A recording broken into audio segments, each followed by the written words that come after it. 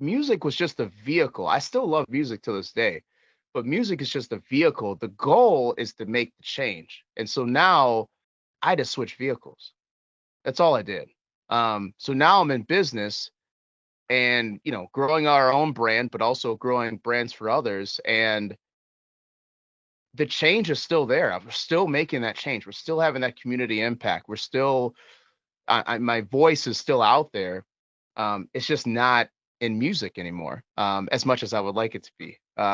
So it's just about really discovering your why. Why are you doing what you're doing? Because the vehicles may change.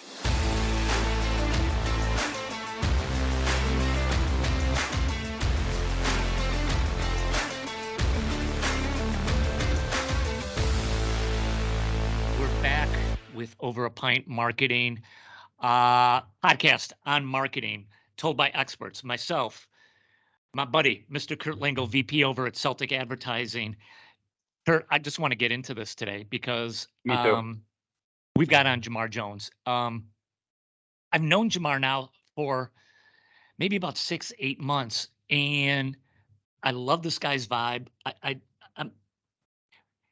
And Kurt, I was really excited about having him on here because as much as I've interacted with him over this last 6, maybe even 8 months, there's just like, I'm just scratching the surface. So when he said, yes, I'm going to be on here,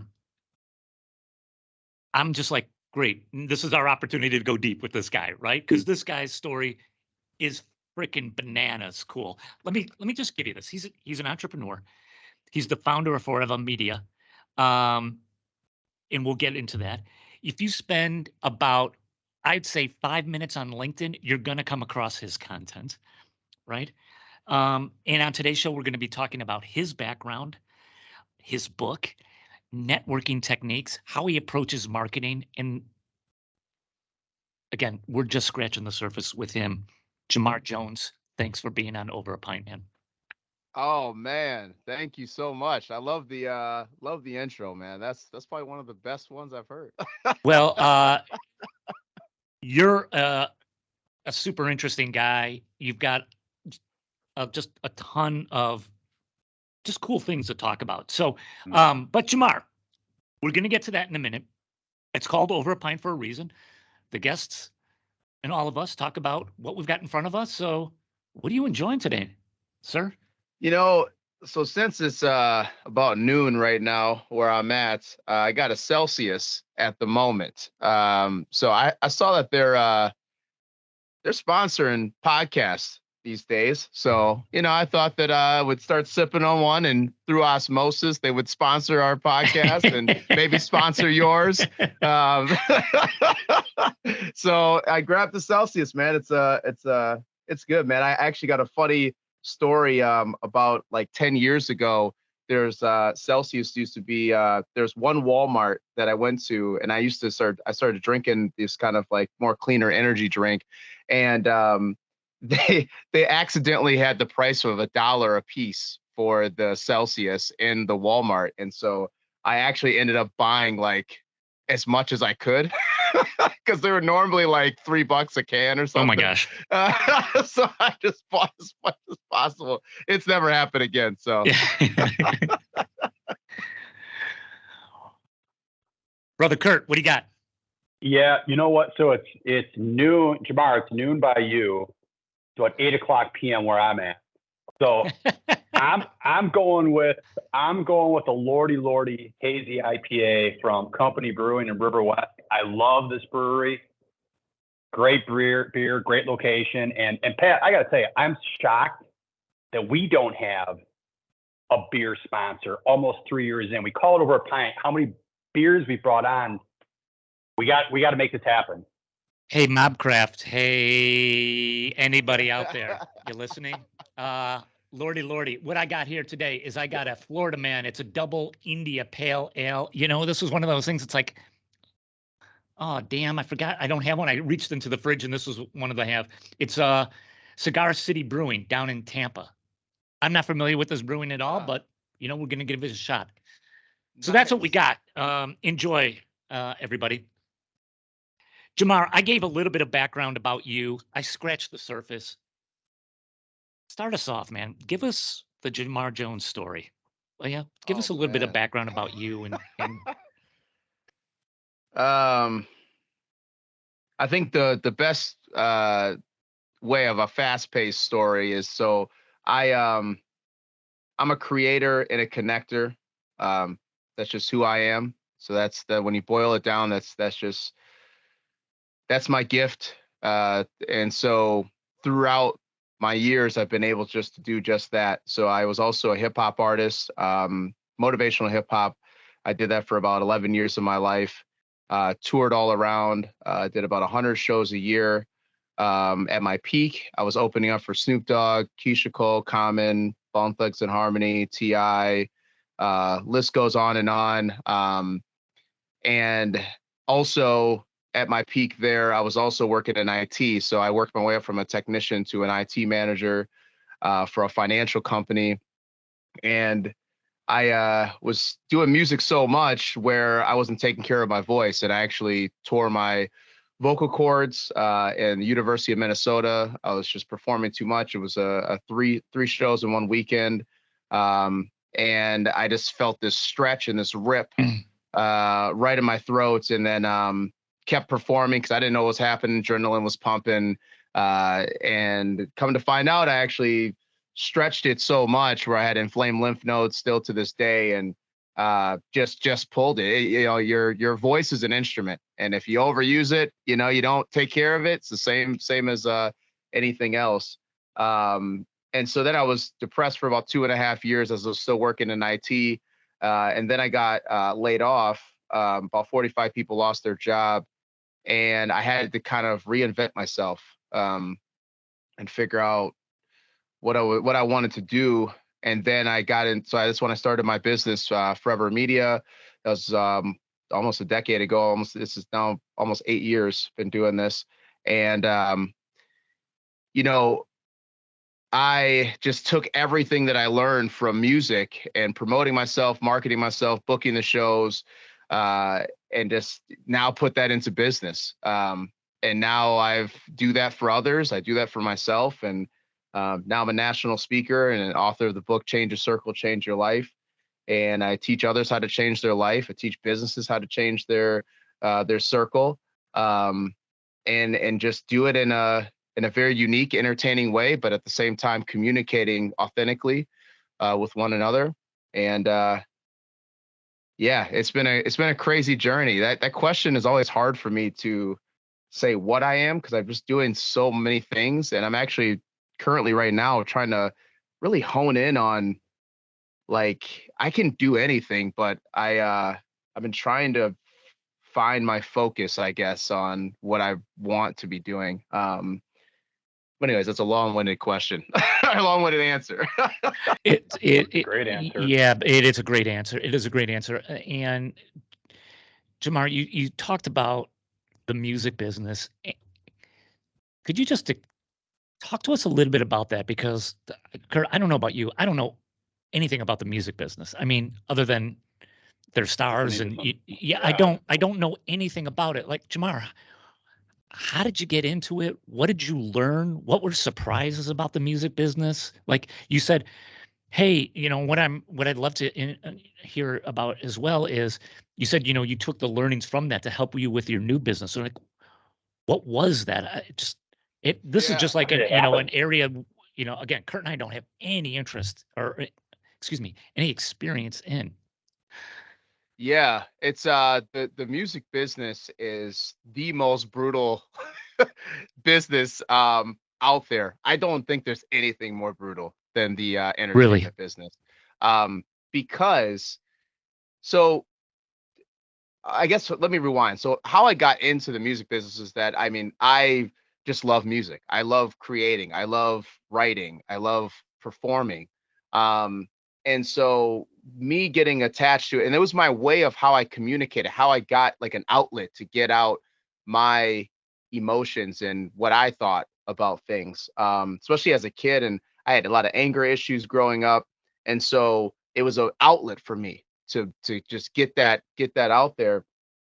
And as I started getting into it, there's no path to get into the music. Like, you can't, like, a lot of it, unless you're going with a traditional way, you know, let's say you're like an orchestra, let's say, Yeah. there's classes, there's things you can take, you know, to get to have a pathway to that profession.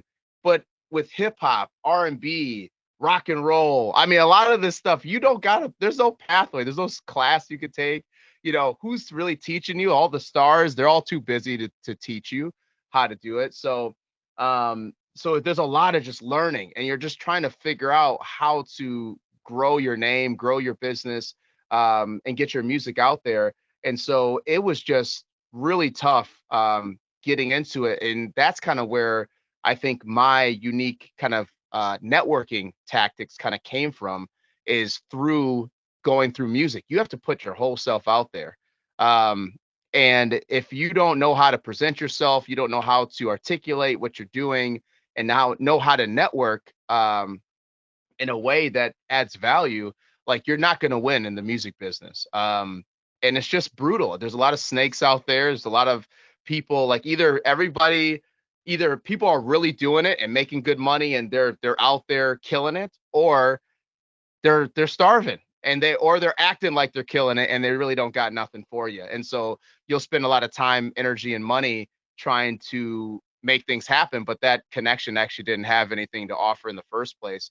So it was just a lot of trial and error, learning how to adapt and how to take your uniqueness and put it out there, and just seeing what works. And then you also have to evolve with technology, because, you know, back when I first started, man, it was MySpace, you know, MySpace, it's, you know, SoundCloud. And now you got social media, you got TikTok, I mean, there's so many different avenues now to get your music out there. So that the business it's brutal, but it really builds a lot of character. It really does. A lot of just character building, you know, getting that grit, getting that, like, you know, iron skin to just weather anything. So that's when I do the stuff I'm doing now. It's like, stuff doesn't scare me, man. I've I've done a lot more than, you know, a lot of people can say. And so that stuff doesn't scare me. So, like, the other stuff in, like, the professional business world, like, oh my God, I can't believe we can't do this, and how are we gonna do this? And I'm just like, chill, it's gonna be all right. It's gonna be all right. This is not that bad. It's Right. not that bad. Hey, Jamar, real quickly on that, I too am fascinated with just how you made this happen. So correct me if I'm wrong. So are you from Milwaukee originally? Where are you from originally? I was born in North Carolina, North Asheville, Carolina. and then moved up to Milwaukee, and then been here pretty much ever since. I did move around in high school, went to 4 different high schools in 3 different states.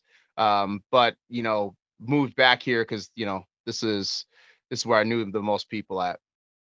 Yeah, well, yeah, my thoughts, a couple of things as I'm listening to you build your story, you know, we're here in the foundation, kind of the roots. I can only imagine, like, what the odds are. You know, you hear about, you know, what are the chances of an athlete making it to the pro level, and we hear the odds, and I can only imagine what kind of odds were stacked against you in terms of the percentages of, like, it's incredible. But the one thing that I'm listening to a little bit and I'm picking up on is, and you said it, the word grit. Think about what you were learning, all those soft skills, like you said, the communication skills, verbal, how you present yourself. These are things, unfortunately, that they're just not taught in school. And I wish they were, because I think a lot of young people don't have these skills. But you're doing this because you have to, and you're learning as you go. I mean, what a benefit years later as you kind of morphed into who you are right now. Yeah, it literally was school for me. It was an education. It was a crash course into negotiation, how to present yourself, how to articulate your ideas, how to take on so many no's and wait for the yes. I mean, so when I was booking all those shows, actually something changed for me, because I was tired of constantly going to these places where, you know, you finally talk to the decision maker of, like, let's say the bar, the venue, the pub, or wherever I was performing, and they're like, well, you know, either we're going to just throw you in there and you'll do it for free. And you kind of had to sell yourself of like, well, why you? Like, what are you going to add to my establishment?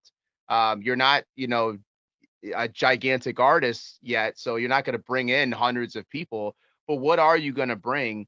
And so I got tired of just hitting that wall of like fighting, going through the gatekeepers, trying to find something to make sure it happens, but then also not getting paid, to go through all of that and doing a lot of free shows, which you got to do free shows in the beginning. But so what changed for me is when I rethought about what my approach was.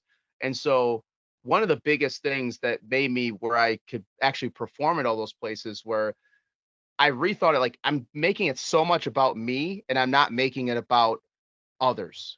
And so I actually started to think about ways that I could have it not just be about me and be attached to something bigger than myself. And so that's when I did the We Are Cancer tour. And then when I gave 50% of my proceeds to American Cancer Society. And so I actually went in and found the exact people you need to talk to at every college, which is student services. And so I went to the president of whatever the cancer kind of organization was, that those students, their whole goal was to try to put on events, do fundraising tactics to get people to donate, and help, push people to not having cancer and finding research and things like that. So there's a thing called Relay for Life, and it's across the entire country. And so what I did is I found this out and I started calling these colleges. And the first one I booked was Superior, Wisconsin. Wow. Superior, like the tip of Wisconsin. Yeah. Was the first one and they were so ecstatic when I called them, like, no one ever calls here to like perform and, whatever you got going on. Not only that, they had a budget. So they also paid for a crew to go out there. They paid for a hotel. They paid for me at my performance. And I got to perform for like 200 students that were, ideally listeners so then I just started to duplicate that, but I was doing like 100 calls every single week, just trying to find and trying to book shows. And so when people saw me at my peak, where they're like, dude, you're everywhere, you're doing so many shows, you're doing all this stuff, it just that's, to them it was overnight. To me, I mean, I had went through everything to try to find that, and that's what started to click for me, to getting more shows, because I had a value add and I wasn't about myself anymore. And so I take that same approach to what we're doing today, is that you got to attach yourself to other things and have that collaboration idea. That's why I love Pat, because he's all about collaboration. He's all about building connections together, but that's how we all win. That's how we all can get things to happen. When it's all about yourself and it's just me, it's hard to, have people help you and get to that next level. Jamar, you were in the music business. You said 11 years. You're also working in IT. When did you sleep, man? I mean, it sounds like, because you're like as in the music business, you're like doing it all, right? I mean, you're promoting yourself, you're booking the engagements, you're finding the crew that's going to go up with you. You're like, yeah, you don't have a team to do this. This is all you. Oh yeah, by the way, you've got another job you got to do. Yeah. I was so I had a mentor, actually. He turned into my mentor, but his name is Rick Hartline, and I still talk to him to this day. But he so he was my manager, and he really believed in what I was doing, man. So he was very flexible and accommodating with my schedule. Especially, I would be traveling, 3-4 days, and then I come back and I got to work, a 40-hour week in like 3 days. So, you do it in 3 or 4 days. So you split up 10-hour shifts, or you do 12-hour shifts. And he just was very supportive. And he kind of grew into a mentor role when I didn't even realize it. But he really helped me a lot, especially professionally, and then just believing in me. And so the sleep was, there was not a lot of sleep. So what I was doing. So you're in the space.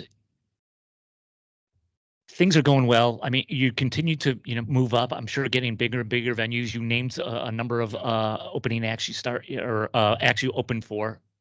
Things are moving in the right direction. And then freaking life just throws you a bunch of lemons, right? You blow out your throat.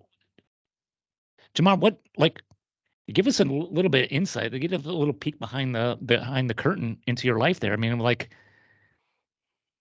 and really, how did you start saying, I got a pathway out of this? You know what? This was my dream. It's not my dream anymore. I'm pivoting. I'm going this way. How did you do it, man? Yeah, a lot of soul searching. I think when people have a goal or have a dream in mind, they have to really dig deep into why are you doing it. And so when I started to really discover myself, I started to unpack that. And I learned that I was doing music because I wanted to affect change. I wanted to have a bigger voice. I wanted to actually move the needle on a lot of this stuff that I wanted to, when it's all said and done, when I'm long gone, I want an imprint. I want some change. I want to say, hey, Jamar affected this. He helped with this. He had a voice. He changed some lives while he was here. And so I was like, music was just a vehicle. I still love music to this day, but music is just a vehicle. The goal is to make the change. And so now I just switched vehicles. That's all I did. So now I'm in business and, growing our own brand, but also growing brands for others. And the change is still there. We're still making that change. We're still having that community impact. We're still, my voice is still out there. It's just not in music anymore, as much as I would like it to be. So it's just about really discovering your why. Why are you doing what you're doing? Because the vehicles may change. And so it took me 2.5 years to figure that out, though. It wasn't like, oh man, I'm just gonna start doing this. I really had to do some real soul searching. I was not in a good place for a while. Jamar, real quickly, you brought up the word why. It's like, I've heard this, find your why. That's at the core of it.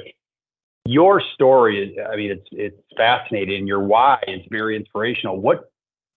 But in your day to day, like you said, you're working with the business community. You're working with businesses and business, and brands and owners and executives. How do you communicate, or how do you try to, I'm trying to think of the right way to say this. Like, your why is really big.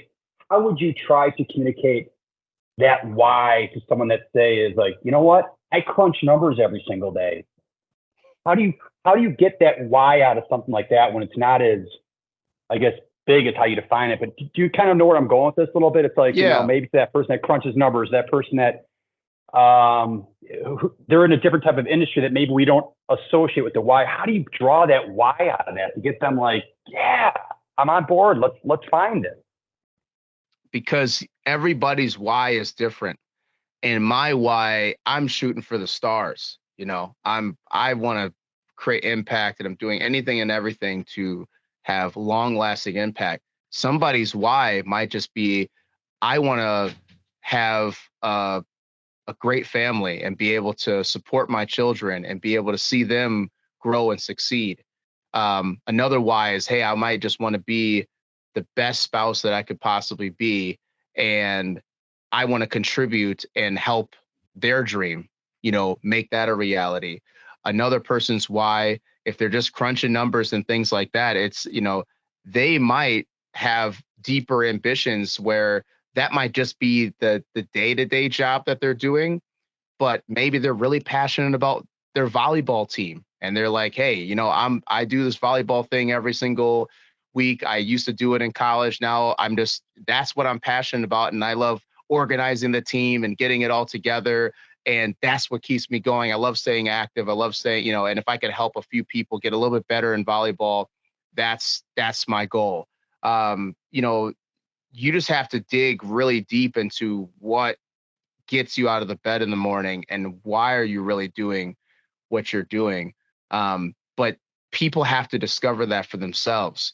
They have to find their why, and they can't be told what their why is, because you have to determine that. And the only way you do that is you got to really drill down of not the actions, but what's behind the actions.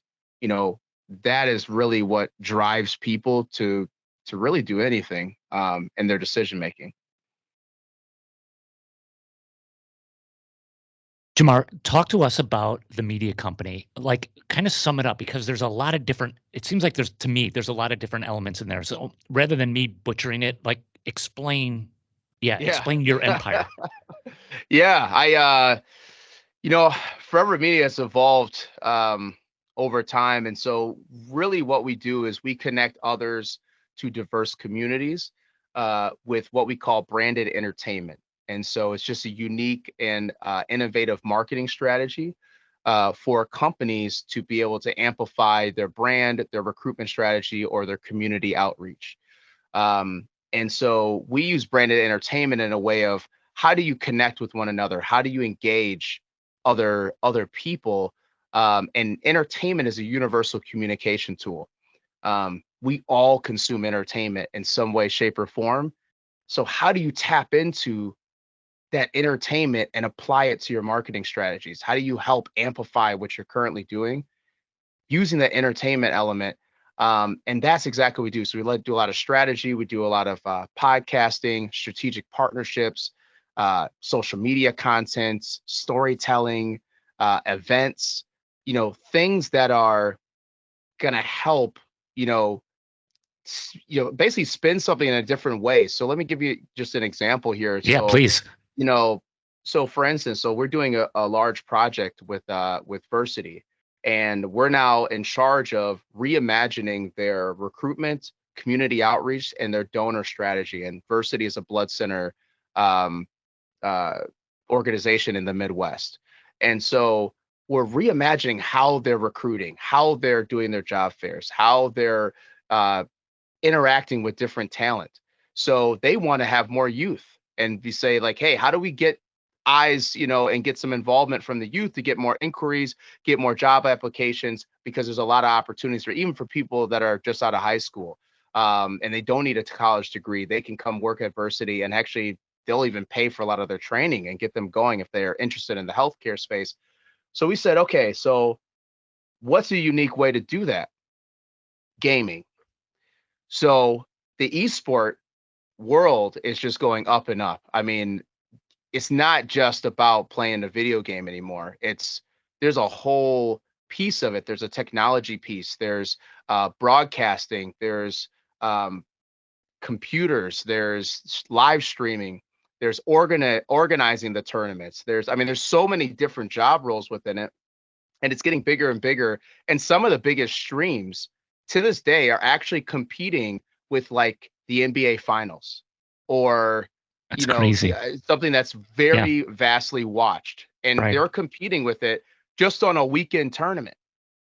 And so you look at this different things like Call of Duty, Smash, Valorant, and you see these other games, and a lot of people are getting together and watching these streams. So we're going to Versiti saying, how do you get some brand activation there where you support these events? You have maybe some blood drives right there at these events. A lot of these events have kids, so there's no alcohol. So this is great to have that. You can have a blood drive right there all weekend. Right. And then you have a booth in there. And then how do you have some brand activations where these streams are getting 500,000 million views, in just one day?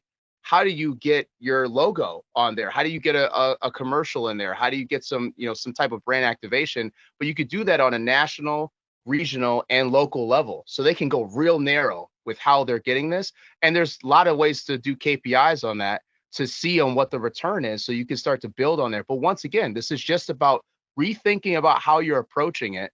And then also you're making donating blood cool, by the way, because now you're involving in gaming, which they probably didn't even know that this was a thing, with donating blood. But they're like, hey, they support the games. Like, let me learn more about Versiti. So it's just that way of how do you use entertainment to help elevate what you're doing. So that's just one of the many examples that we help intertwine entertainment within their strategy and actually execute on it. Super cool. Okay. Jamar, you've got so many different elements going on. We're just going to bounce around here. So Please. you've got the business, let's say, going. At what point? Because I'm just fascinated with this too now, and it makes more sense to me now. Now hearing a little bit more of your background, but talk to us a little bit about your book. How did you even decide like to tackle a book project? What was your thought process in it, and for listeners out there, just describe a little bit about what the book's about. Yeah, the book process, like I've always wanted to put out a book. And something just told me like a year and a half ago, I was just like, I'm not gonna wait. Like I was kind of just waiting for the accolades or, just that huge resume where you're just like, man, now it's worth, I had this like revenue number in my head where like once I hit this, then I'm writing the book, and something just told me just write it. Like I got a lot of stories, I got a lot of stuff I've already done. And I can always have iterations to the book. I can come up with 2, 3, 4, whatever. And so the book Change Your Circle, Change Your Life is all about how to evaluate your current circle and then how to get into new ones. So it's really what I just did for myself. And now I put it all into a book so you can learn from all my learnings and teachings and life experiences all within this book. And then how do you get into new circles? And so first you got to evaluate yourself and unlock your self-awareness. And so once you unlock your self-awareness, then you can really look at what you have in your circle, because from your acquaintances, your friends, your family, coworkers, all the direct people that are kind of interacting with you, like on a month, let's say on a monthly basis, at least, those people are directly influencing a lot of your decisions and where your reach is and how and where you can go. And so a lot of us have to, develop barriers. We have to figure out who's a positive influence in our life and then also who's a negative influence in our life. And then how do you get into new circles? So you could really use this from a personal standpoint, but also from a business standpoint of how to get into those new circles to start to, ultimately to change your life. Because if you do this over and over again, I'm going to be changing my circle until I'm well off retired. And, I'm like, all right, I'm cool now. I'm 80 years old. I don't want to deal with none of you. But now, but for right now, I want to, grow and expand and learn and educate myself. And how I'm going to do that, I'm going to change my circle again and again and again, because it is impossible for you not to change your life if you follow the steps in this book. Jamar, if I could, I got to jump in here real quickly. Yeah. I had a chance to, I became aware of Jamar really for the first time when you spoke at Utopia. And one of the things that you said when you spoke to that business networking group stuck to me. And I remember it was like, I walked away with that, and you had said something along the lines of, you know what? Start saying yes to everything. And I might be paraphrasing. I forgot how you said it, but you said it really well. I'm like, you're like, don't say no. Just start saying yes to everything. Say yes, be open. And I'm thinking about you, and I'm thinking podcast, writing a book, entertainment business, entrepreneur. I mean, you said yes to a lot of things. And I think that is what a great lesson. And it's one of the reasons why I love doing the podcast. People ask Pat and I, and they'll say, why are you doing this? Are you doing it for the business? Like, well, yeah, I guess so. Business and networking and content, blah, blah, blah. But you know what I like? I'm having fun. I meet really cool people and I learn. And that was something you had said. Be open, say yes to everything. And it seems like you've said a lot of yeses in your life. Yeah. Yeah. It's one of the keys, because most people will say no, or they'll come up with every excuse and every reason of why they can't take a step forward. And so, it's just about being intentional about that yes, and just saying, if I want my life to change and there's an opportunity that comes up, maybe I'm not fully ready for it. Maybe I don't know all about it, but let me just say yes. Hey, somebody reaches out and says, hey, I would like to, they look like an interesting person. So I kind of did like a little bit of due diligence there, but then it says, they're like, hey, let's meet up and talk. Maybe they're not in your industry. Maybe they're not even in your world, but but just by saying yes, you're opening up a door of possibility. And you never know where that conversation is going to lead you. And I've had so many different scenarios with that, of just saying yes and taking a step forward and just being intentional about it, because we say no more than we say yes. And if you want something to change, you gotta have a little faith in yourself, and just say yes to these things, because you will figure it out. Think about how many people have kids and they don't know anything about being a father or a mother, but what do? They figure it out because they have to figure it out. So they have to say yes.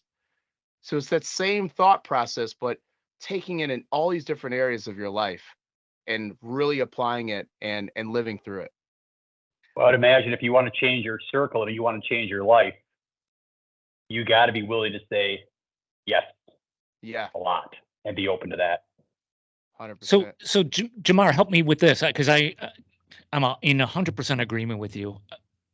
I'm just curious that how do you balance it with saying yes, but then as you also said too, you're trying to find a little bit more focus in your life as well, right? Right. At some point, there's only one Jamar and there's only 24 hours in a day, right? So how do you balance that? Like, what are the things that you do say no to, and how do you maybe evaluate some of those things? Just if you could give some insight into that. Yeah. And to be honest, Pat, like, I'm still learning that. I am still learning that. I'm trying to find what the right balance is. Because it's now gotten to a point where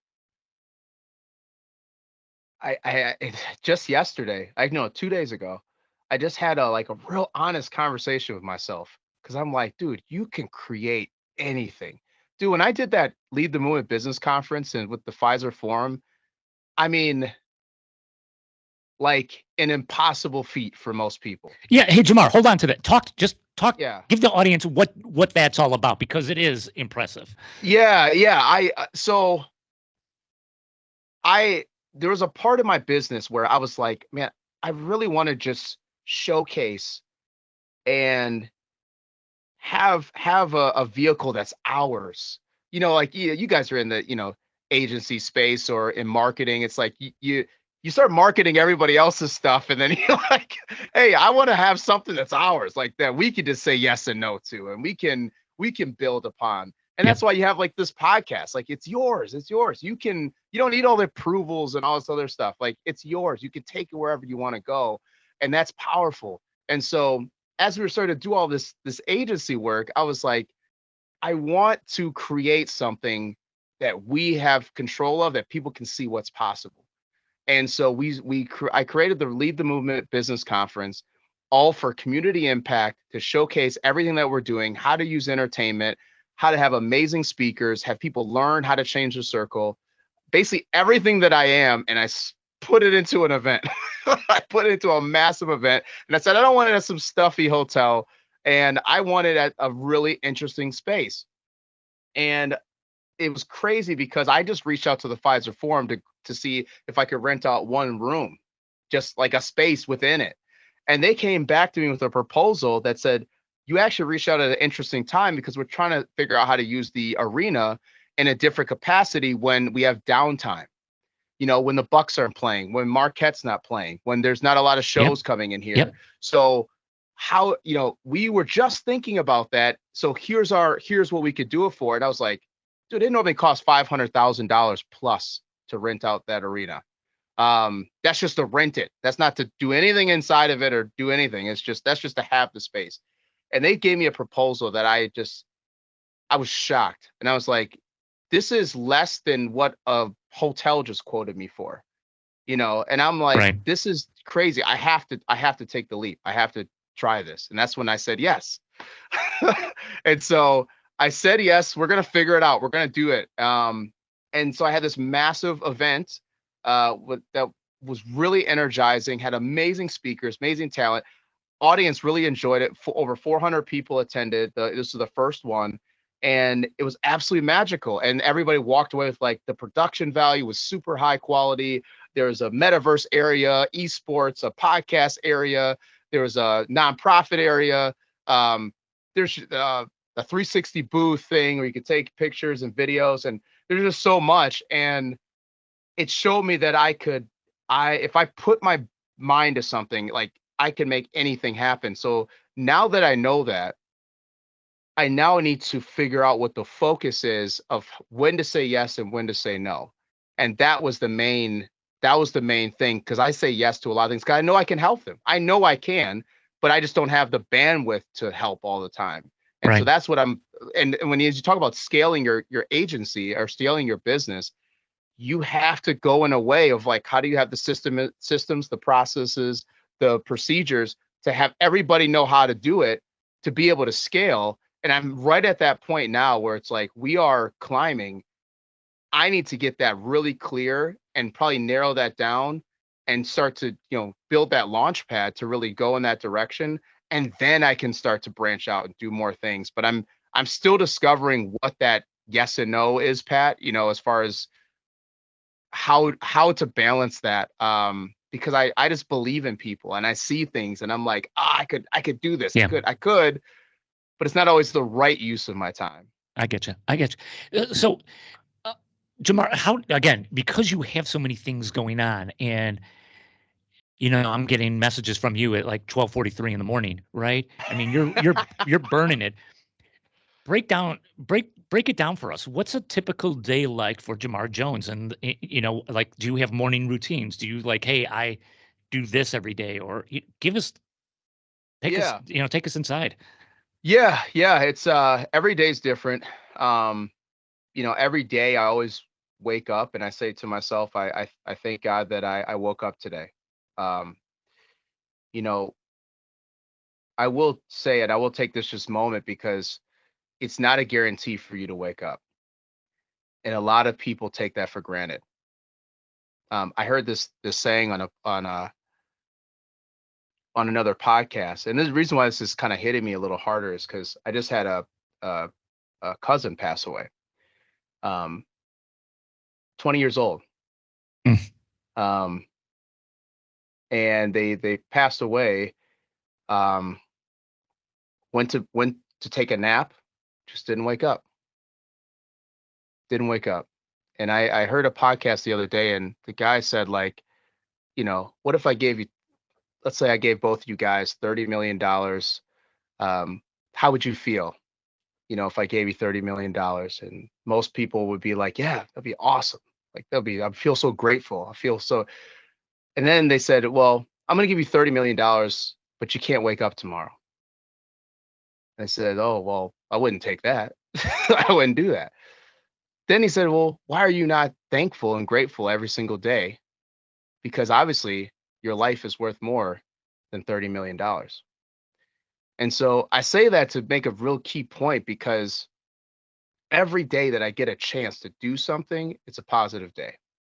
So if you wake up with that outlook for your day and your structure of what you got accomplished, everything else, all the problems and all the things, issues and stuff you have to go through, it all of a sudden seems very small because you woke up and you are grateful for that.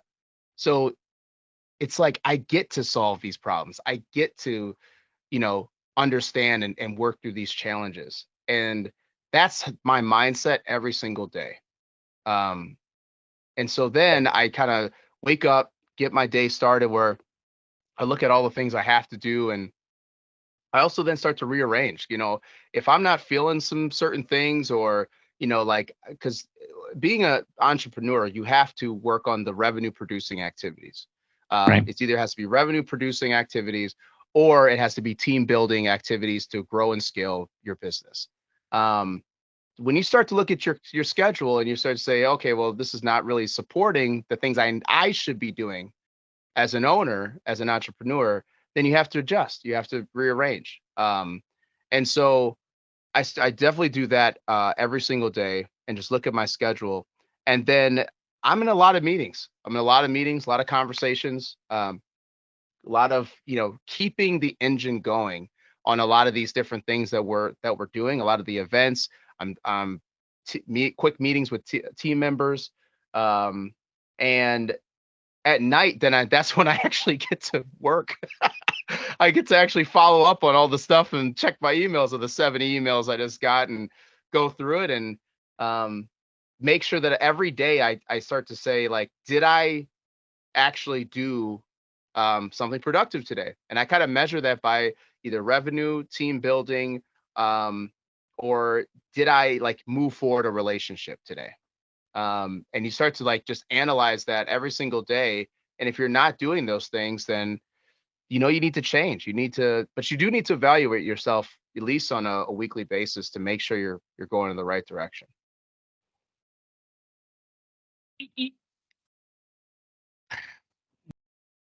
I'm gonna I'm gonna save my last comment till the end, Jamar. What are the things you like doing? Like when you wake up in the day, what gives you energy? Where you're like, you know, you seem like a very creative person. So is it like, hey, I love, I really enjoy writing. What is it that's like gives you energy? Oh man, I mean, I love when I see, yeah, I love when things are created. I just wrote this down too. It's crazy you asked me that question because I just wrote this down. I was like, I love to see things being like when they're alive and they're living. That's why I'm in the branding and marketing space because like, yeah, there's a lot of work and minutia that kind of goes into the process of it. But once it's done, oh my God. I mean, I'm sure with you guys, like you build that website. I mean, it's you finally get to that finish line. It's like here it is. I mean, it's rewarding, it's fulfilling. You can see it living and breathing.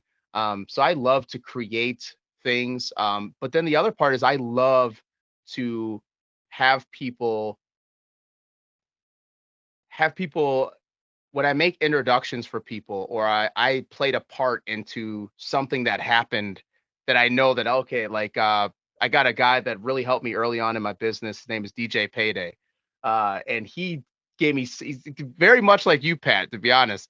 He gave me so many introductions with different people, but he wanted nothing in return. And all he wanted, and I asked him one day, I sat down, I was like, dude, like, why are you doing this? And it was like right when I started my business. Like I was hustling. I was on Twitter. I was like messaging every single person I possibly could. And he really helped get a lot of my first clients. And he's like, man, when I see those connections happening and I see you succeed, I know I'm doing my service for the city of Milwaukee and I'm helping things move forward. And he's like, I know you're gonna go places, man. And I wanna be a part of that. I want to be a part of that process. And even till this day, 8 years later, he actually came out to lead the Movement Business Conference, and he was blown away. But he's never asked for anything, and I've helped.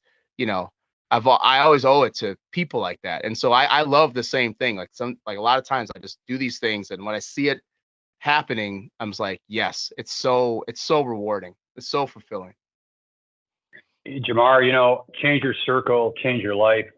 And I say this with the utmost sincerity. Your passion, your genuineness, your energy is infectious, and I mean that. And I kind of came to a point not too long ago where it's very easy to get to be negative.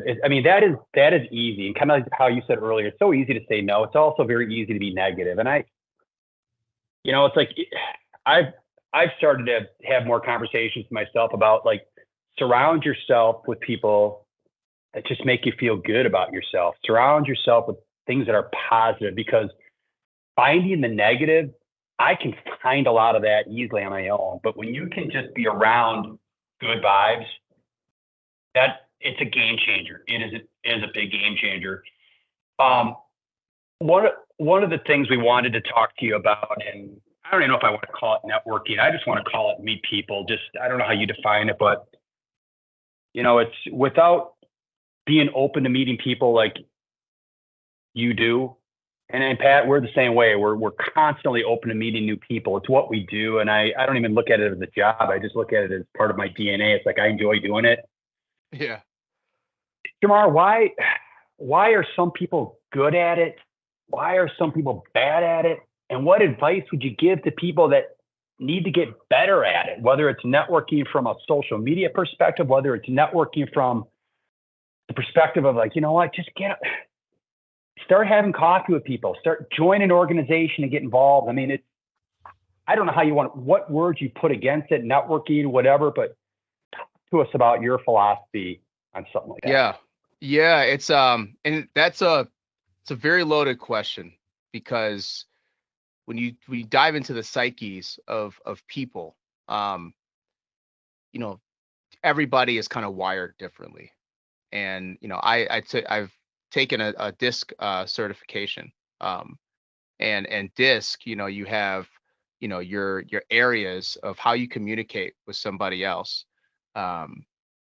And so all the listeners or people that are watching, definitely, if you have not taken the disc assessment, or Myers-Briggs and things like that, I would highly recommend you take that. It takes a couple of minutes for yourself, because once you understand yourself, then you understand, like, okay, maybe I should start to see where other people communicate in, and that was life changing for me, with the disc assessment.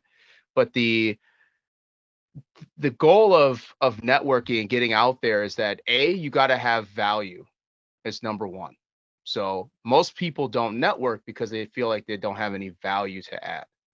So where does that value come from? It comes from confidence. Where does confidence come from? You have to really work on yourself and unlock that self-awareness, to have that confidence to step outside that box, to say, hey, I'm going to talk to Kurt, I'm going to talk to Pat, and I'm going to have that confidence that, hey, I have some value to add in this conversation. Whether, thinking about it from a way of not wanting something in return, you're just starting a conversation with somebody and finding if there's any synergies.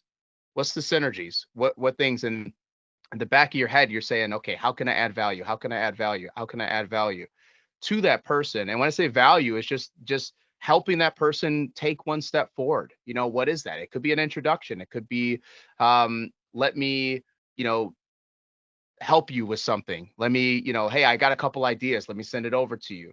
You just add a little bit of value into that person. And with networking and getting out there and wanting to do it, you also need to know about what your goal is. What's the goal of why you're networking? The reason why I'm a very avid networker, and I've gotten to meet and work with and collaborate with Gary Vaynerchuk, Marcus Lemonis, Shay Rowbottom, David Meltzer, Jarrett Bush. I mean, list goes on and on and on, is because I have a goal in mind, and I know that I need to reach these people so I can help my voice and amplify my voice and my audience to be able to affect change. And so that's my ultimate goal. So I'm always looking for ways to network and collaborate and help people, and open to saying yes. And so you got to know about what your goal is at the end of the day, and not make it all about yourself. But once again, you have to add value. So even if you're in sales, like, this is sales 101, you got to add value to somebody and not just think about yourself. And if you spend the majority of time, here's another quick tip, is that if you spend the majority of time talking when you're networking, you ain't networking. You need to shut up and listen to the other person and let them do majority of the talking. Your time will come. They'll ask you, like, so what do you do? Like, tell me a little about what you got going on. Your time will come. You got to ask questions repeatedly. And that's how you really build that trust with that person. And the more questions you ask, the more that they're going to feel comfortable.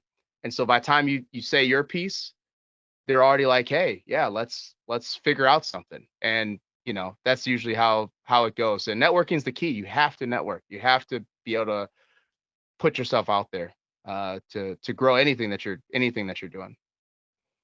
So much good stuff here. We're just about past our time here, Jamar. I got to ask you this last question though, because I'm just fascinated with it.